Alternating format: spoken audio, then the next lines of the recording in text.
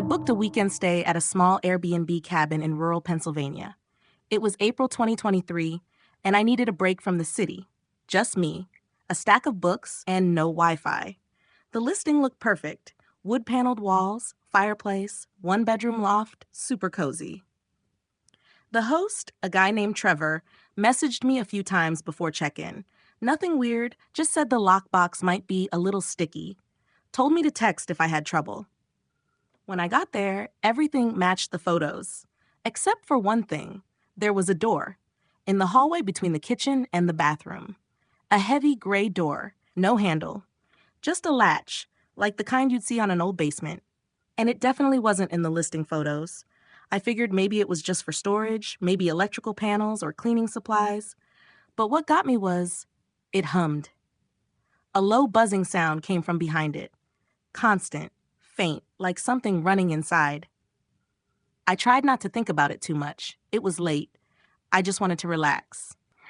That night, around 2:30 a.m., I was reading in bed when I heard a sound. Click. That latch lock? It had just opened. I froze. At first, I told myself it could be air pressure. Old houses creak, doors shift. But then I heard footsteps. Slow, dragging, footsteps coming up the hallway. My bedroom door was halfway open. The hallway light was still on. And I swear I saw a shadow pass by. Not running, not sneaking, just walking. I didn't even move. Didn't blink. I just listened. It got quiet again. Too quiet. Like whatever was out there had stopped right outside my door. After maybe 10 minutes of silence, I grabbed my phone, crept out of bed, and peeked down the hall. No shadow. No sound. The gray door? Now open. Just a couple inches. I couldn't see anything inside, and I didn't want to. I grabbed my keys, stuffed everything into my bag, and got in my car. Didn't care if I left stuff behind. I wasn't staying another second. Drove 40 minutes to the nearest motel. The next morning, I texted the host. Just said, "Hey, what's behind that gray door in the hallway?" It wasn't in the photos. He never responded. Instead, the listing vanished from Airbnb. Gone. No trace. A week later, I tried Googling the address. I dug deeper and found something on a local crime forum. Turns out, back in 2019, that cabin had belonged to a man named Trevor. He was arrested for keeping a woman chained in the basement. She'd gone missing during a hiking trip. They found her 3 weeks later, barely alive. The house was never legally listed as a rental. And I don't think the man messaging me was really Trevor. Or if he was, he never left.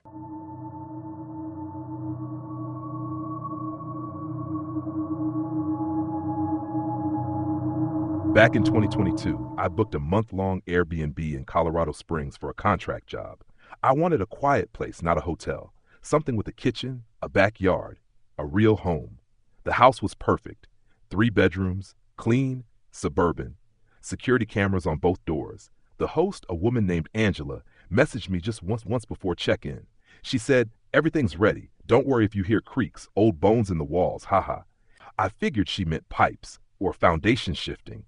I didn't realize she meant something else entirely. The first few nights were normal, quiet, but on the third night, I woke up at exactly 3:11 a.m. There was a sound, breathing. Not mine, not the house settling. It was faint, slow, and it was coming from inside the closet. I got up, heart pounding, grabbed my phone light and opened the closet. Nothing. Just coats, some boxes, a mop. I shrugged it off until the next evening. When I came home from work, the bathroom light was on. The toothbrush I left dry was wet. The shower mat was damp. I hadn't used either since the morning, and I was alone.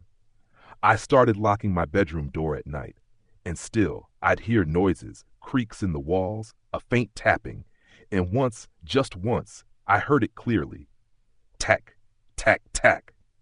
Like fingernails against drywall. Just above my headboard, I stopped breathing, held still under the sheets. Tack, tack. Then it stopped. I texted Angela, "Hey, does this place have rodents or something in the attic?" "Nope. Don't worry, she's quiet, usually." I called her. No answer. Texted again. Nothing. A few nights later, I came home and the bedroom door I always locked was wide open. On the pillow was a plate. Fresh strawberries, sliced. I hadn't bought strawberries. No one else had the key. No one should have been inside. I panicked, set up my phone to record overnight, propped it up across the room, lens toward the closet. Next morning, I watched the footage. At exactly 3:11 a.m., the closet door creaked open. A woman stepped out, pale skin, long tangled hair, wearing an oversized hoodie, barefoot. She just stood there, watching me sleep. She didn't blink, didn't move. After a full minute, she stepped back into the closet and pulled the door closed behind her. I lost it, left everything behind. Checked into a motel across town. I called the police, filed a report, told them I had video proof, showed them the recording. They searched the entire house, and they found nothing. No crawl space, no false walls, no blankets, no food, no woman. Then they asked to see the footage again, to keep its evidence. But when we replayed it, the video was different. No woman, no closet opening, just me sleeping through the night. The officer looked at me like I needed help. I called Angela. She picked up. I asked her, straight up, was someone living in the house? She paused, then said in the calmest voice I've ever heard, no one lives there but you. Maybe you were dreaming. Then she hung up. That was 6 months ago. I still wake up at 3:11 a.m. sometimes, even in different homes, different beds, all with a feeling that someone's standing on the other side of the closet door, listening, waiting. Tack, tack.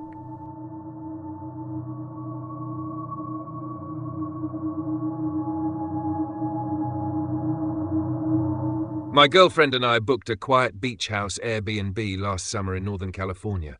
It was our first trip together. Just a 3-day getaway. No phones, no work, just the ocean. The host, Mark, messaged me a lot before we arrived. He seemed overly eager but polite. He kept saying things like, "You two are going to love it, and let me know if you feel anything weird in the house." I thought he was joking, but that line stuck with me. The house was beautiful, modern, airy, huge windows.